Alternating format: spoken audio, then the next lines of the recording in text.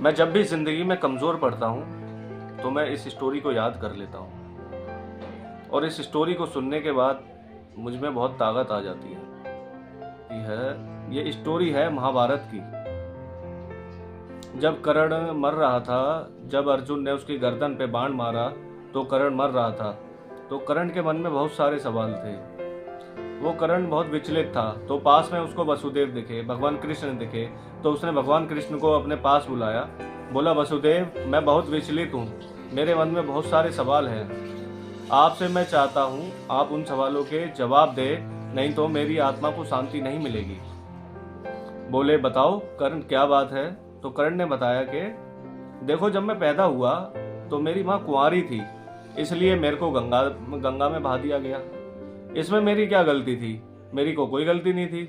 और जब मैं बड़ा होकर के मेरी रुचि शस्त्र में डेवलप हो रही थी तो मेरे आसपास मेरा मजाक उड़ाते थे कि तुम सूदपुत्र होकर के ये सब कर रहे हो, इसमें मेरी क्या गलती?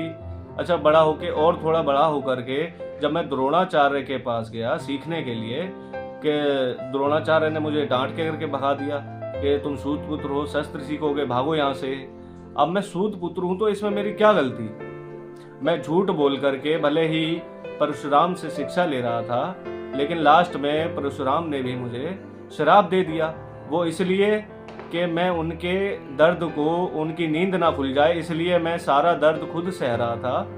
मैं गुरु को कोई तकलीफ नहीं देना चाह रहा था, तो इसमें मेरी क्या गलती?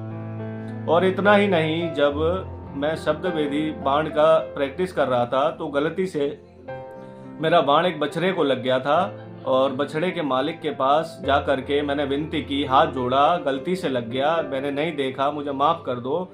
तो उस बछड़े के मालिक ने मुझे श्राप दे दिया। इसमें मेरी क्या गलती है? और इतना ही नहीं, जब स्वयंवर भी हो रहा था द्रौपदी का, तो वहाँ पे भी सभी लोगों ने सूदपुत्र कह करके मजाक उड़ाया। माँ कुंती मुझे अपने बेटे होने का रहस्य तब बताया जब उन्हें डर था कि मैं उनके बेटे को मार ना दूं। पूरी जिंदगी भगवान, अगर मुझे किसी से प्रेम मिला, किसी से सम्मान मिला, वो सिर्फ दुर्योधन से मिला है। और दुर्योधन का साथ मैंने दिया, तो इसमें मैंने क्या गलती की? कृष्ण क्या कहते हैं वो ध्यान से सुनिएगा। कृष्ण कहते हैं मेरा जन्म कारागार में हुआ।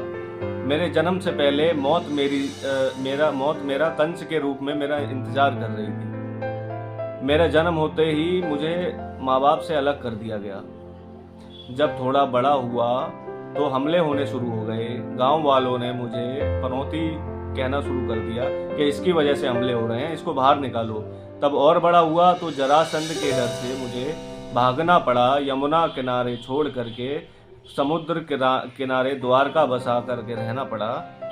तो लोगों ने मुझे रणछोड़, भगोड़ा, क्या से क्या नाम दिया। यहाँ तक कि तुम्हारी शादी तो उससे हुई है जिससे तुम प्रेम करते हो, लेकिन मेरी शादी तो उससे हुई है जिससे मैं प्रेम नहीं करता, वो प्रेम करती थी। तब उन्होंने समझाया कि जिंदगी हर किसी के साथ अन्याय करती है, जिंदगी हर किसी के साथ जुल्म करती है। अगर दुर्योधन के साथ अन्याय हुआ है तो युधिष्ठिर ने अन्याय सहा है। इससे कोई फर्क नहीं पड़ता कि परिस्थितियां आप पर पे कितनी मार पड़ रही है, आपके साथ कितना अन्याय हो रहा है, आपके साथ कितना बुरा हो रहा है। फर्क इससे पड़ रहा है कि उस बुराई के विपरीत आपकी प्रतिक्रिया क्या है, आपका रिएक्शन क्या है, आपका भाग्य उससे बनता है। जिंदगी तो तकलीफ देती है, सबको बराबर तकलीफ देती है। मुझे भी तकलीफ दिया, आपको भी तकलीफ दिया। ये हम पे निर्भर करता है, उन तकलीफों के बदले हम कौन सा रास्ता चुनते हैं। हम बुराई का रास्ते पे चलते रह जाते हैं या हम अधर्म का रास्ता चुनते हैं। जब कोई अधर्म का रास्ता चुनेगा तो उसका हालत वही होगा जो तुम्हारा हुआ है। मुझे लगता है हम सब में करण वाली शक्ति है, लेकिन हम घबरा करके अपने रास्ते बदलते रह जाते हैं। कभी इस रास्ते, कभी उस रास्ते, विचलित परेशान हैं हम। शक्ति सब में है। कृष्ण वही समझाना चाह रहे हैं कि आपकी प्रतिक्रिया आपकी जिंदगी बदलती है। विपरीत परिस्थितियां तो सबके साथ हैं। हर किसी को लगता है उसकी समस्या सबसे बड़ी है। दुनिया में वो कहते हैं, दुनिया में ऐसा कोई आदमी नहीं है जिसको ये लगे उसकी समस्या दूसरों से छोटी है। हर किसी को यही लगता है उसकी समस्या सबसे बड़ी है। लेकिन इसी बीच वो तय करता है उसे करना क्या है, और वही उसकी ज़िंदगी बनाती है, वही उसका भाग्य बनाती है।